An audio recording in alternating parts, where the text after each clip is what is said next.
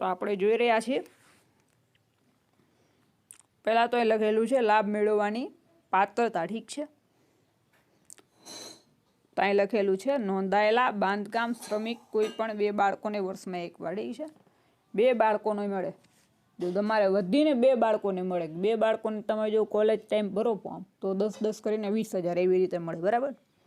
બીજું શું છે બાંધકામ શ્રમિકના, જે બાંધકામ શ્રમિકમાં બાંધકામ સાથે જોડાયેલો હોય, મજૂર હોય એ લોકો, અને એવું ન હોય તમે એનું કાર્ડ કઢાવવાનું આવે લાલ ચોપડીનું બહારથી ઓનલાઈનવાળા જોડે, એ નીકળી જાય ને પછી આ ફોર્મ આમાં તમે ભરી શકો, અને કાર્ડ તો એમને નીકળી જાય છે, મજૂરી કરતા હોય તો નીકળી જાય છે, એટલે એમાં વાંધો નથી આવતો। તો પહેલાં આપણે આમાં સહાયનું જોઈશું, તો જેમ આમાં લખેલું છે તમે જોઈ શકો ધોરણ 1 થી 5, તો 1 થી 5માં દર વર્ષે 1800 રૂપિયા મળે, ઠીક છે। કે તમારે 2 બાળકો હોય તો 2 એના થઈને 3600 મળે, ઠીક છે। 1 થી 5માં જે ભણતા હોય ને એને 1800 મળે, 6 થી 8માં હોય તો 2400 દર વર્ષે, ઠીક છે। દર વર્ષે આટલા મળે, એવું નથી એક જ વાર મળે।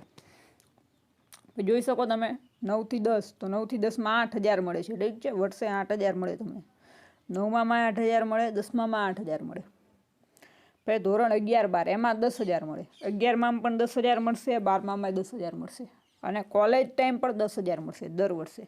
પણ એનું શું કે દર વર્ષે તમારે ફોર્મ ભરવું પડે, અને એના પછી જો કોલેજ પણ પાસ થઈ ગયેલો હોય, ઠીક છે। તો એના પછી જો તમે આગળનો અભ્યાસક્રમ કરો તો એમાં તમને 25,000, 15,000, 60,000 તમે જે અભ્યાસક્રમ કરો એ મુજબ સ્કોલરશીપ આમાં મળે છે, ને તમે જોઈ શકો છો।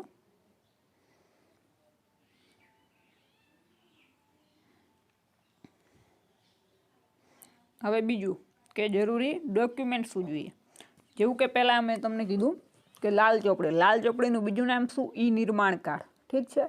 તમે ઓનલાઈનવાળાને જઈને કહો કે ઈ નિર્માણ કાર્ડ કઢાવવું છે, કે પછી લાલ ચોપડી એ સમજી જશે, તેનું કાર્ડ આવે, એને નામ તો ઈ નિર્માણ કાર્ડ જ છે પણ બધા લાલ ચોપડી કહે છે। તો એ કાર્ડ તમે કઢાવી લો, પછી ફોર્મ ભરી શકો। એ ફોર્મ ભરવામાં શું છે કે તમે 1 થી 12 સુધીમાં ફોર્મ ભરવું હોય, જો તમારે 5000 સુધીની સહાય લેવી હોય તો તમારે સોગંદનામું ના કરવું પડે, ઠીક છે। કેમ કે આમાં ઓનલાઈન ફોર્મ ભરવું એમાં સોગંદનામાની જરૂર પડે, અને એ ક્યારે જરૂર પડે કે તમારે 5000થી વધારે સ્કોલરશીપ લેવી હોય તો। સોગંદનામાનો ફાયદો એ છે કે તમને ધોરણ 10 પછીના જે વર્ષોમાં ફોર્મ ભરો તો એમાં તમને 10,000 કે 10,000થી વધારે સ્કોલરશીપ મળે। બાકી 1 થી 10 સુધીમાં તો સોગંદનામાની જરૂર નથી, પણ એના પછી જો તમે સોગંદનામું ના કરો તો તમને ઓછી સ્કોલરશીપ મળે, 5000 સુધી જ મળે, ઓલી 10,000 મળતી હોય તોય ના મળે। એના માટે સોગંદનામું જરૂરી છે, અને મોસ્ટ ઓફ બધાને આમાં મળે જ છે સ્કોલરશીપ, ભાગ્યે જ કોઈ એવું હોય જેને નથી મળતી, ભાઈ મોસ્ટ ઓફ બધાને મળે જ છે। હવે અહીં પહેલું ડોક્યુમેન્ટ છે શાળા કોલેજ સંસ્થાનું લાભાર્થીના ચાલુ અભ્યાસક્રમનું ઓરિજિનલ બોનોફાઇડ સર્ટિફિકેટ।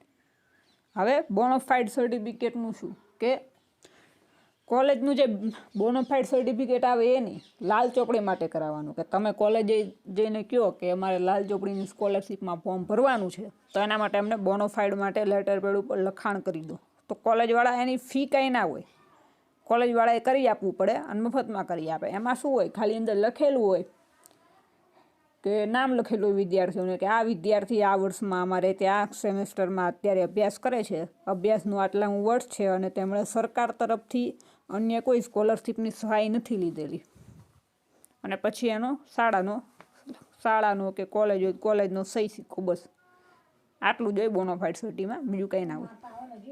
હવે છે લાભાર્થીના બાળકના પાસપોર્ટ સાઇઝનો, તો એક જ ફોટો જોઈએ પાસપોર્ટ સાઇઝનો, આધાર કાર્ડની ઝેરોક્ષ જોઈએ, ગત પરિણામની છેલ્લી જે માર્કશીટ હોય એ જોશે। પછી નેક્સ્ટ છે ફી ભર્યાની પહોંચ, કોલેજની જે ફી ભરેલી તમારી જોડે રિસિપ્ટ હોય એ જોશે, ઠીક છે। જે વર્ષમાં અભ્યાસ કરો છો એની ફીની રિસિપ્ટ જોઈએ। એ સિવાય જો હોસ્ટેલનો તમારે લાભ લેવો, હોસ્ટેલમાં રહેતા હોય તો એના માટે અલગથી સહાય મળે, તો એના માટે હોસ્ટેલનું સહી સિક્કાવાળું સર્ટિફિકેટ ને એવું હોવું જોઈએ તમારી જોડે, કે તમે હોસ્ટેલમાં રહો છો, અને હોસ્ટેલની ફી ભર્યાની પહોંચ હોવી જોઈએ।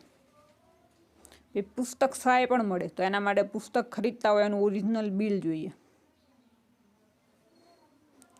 બીજું બેંક પાસબુક, ઠીક છે, પપ્પાની બેંક પાસબુક જોઈએ, અને એફિડેવિટનું જેવું કીધું એવું અહીં લખેલું છે 5000 કે તેથી વધુની સહાય મળે, ઠીક છે। જો એફિડેવિટ કરેલું હોય એટલે સોગંદનામું, તો 5,000થી વધારેની સહાય મળે, નહીંતર 5,000 જ મળે. હવે લાભ ક્યાંથી મેળવવો? ઠીક છે, ફોર્મનું તો ફોર્મ ઓનલાઈન પણ ભરી શકાય છે અને જિલ્લાની જે તે કચેરી લાગુ પડતી હોય ત્યાં પણ ભરી શકાય છે. અત્યારે ઓનલાઈન સર્વિસ છે, ઓનલાઈન ભરવું હોય ફોર્મ તો ઓનલાઈન ઘરે બેઠા પણ ભરાઈ જાય છે ફોર્મ. બીજું કંઈ આમાં નવું નથી અત્યારે, કે આ ફોર્મ હાલમાં અત્યારે ચાલુ જ છે, 1-2 મહિના સુધી ચાલુ રહેશે. સપ્ટેમ્બર ઓક્ટોબરમાં ક્લોઝ થઈ જશે, એટલે ત્યાં સુધી આના જરૂરી જે ડોક્યુમેન્ટ છે રેડી કરીને ફોર્મ ભરવા માટે ડોક્યુમેન્ટ સબમિટ કરાવી દેવા. અને ખાસ કે આમાં જે લાલ ચોપડી છે એની કાર્ડ એ તમે કઢાવવા જાઓ તાત્કાલિક નહીં નીકળે, એટલે કઢાવશો 15-20 દિવસ પછી કાર્ડ આવે ને એના પછી એપ્લાય કરી શકાય. બધું સોગંદનામું કરવાનું ને એ બધું. બીજામાં અન્ય જે યોજનાઓ તમે જોઈ આગળ, બરાબર. આપણે મેઇન અત્યારે આનું છે ફોર્મ જે ચાલુ છે, અને આવી જ યોજના માટે અમારી સાથે જોડાઈ રહો. જય હિન્દ, જય ભારત.